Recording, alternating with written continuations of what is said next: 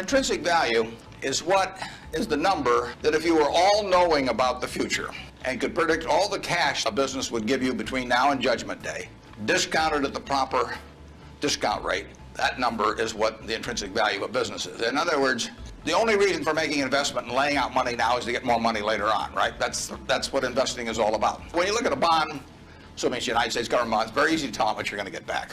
It says it right on the bond. It says when you get the interest payments.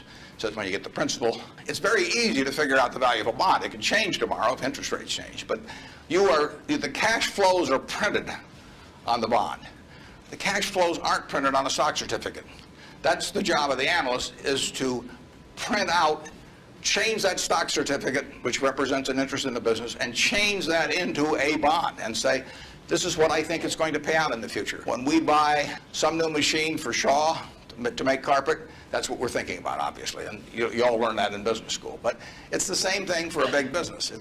If you buy Coca-Cola today, the company is selling for about $110 to $15 billion in the market. The question is, if you had 110 or 15 billion, you wouldn't be listening to me, but I'd be listening to you incidentally. But the question is, would you lay it out today to get what the Coca-Cola company is going to deliver to you over the next 200 or 300 years? The discount rate doesn't make much difference as you get further out.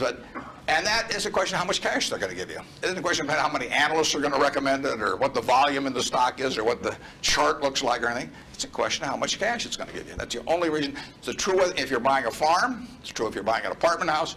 Any financial asset.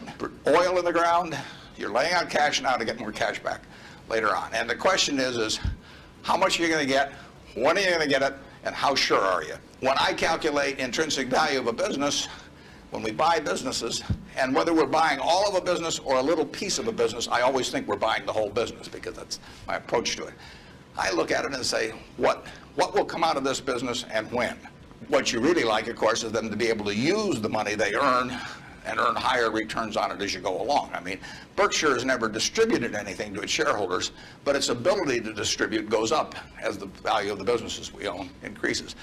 We can compound it internally, but the real question is, Berkshire selling for, we'll say, 105 or so billion now. What can we distribute from that 100? If you're going to buy the whole company for 105 billion now, can we distribute enough cash to you soon enough to make it sensible at present interest rates to lay out that cash now? And that's what it gets down to. And if you can't answer that question, you can't buy the stock. No. You can gamble in the stock if you want to, or your neighbors can buy it. But if you don't answer that question, and I can't answer that for internet companies, for example. There are a lot of companies, there are all kinds of companies I can't answer it for, but I just stay away from those.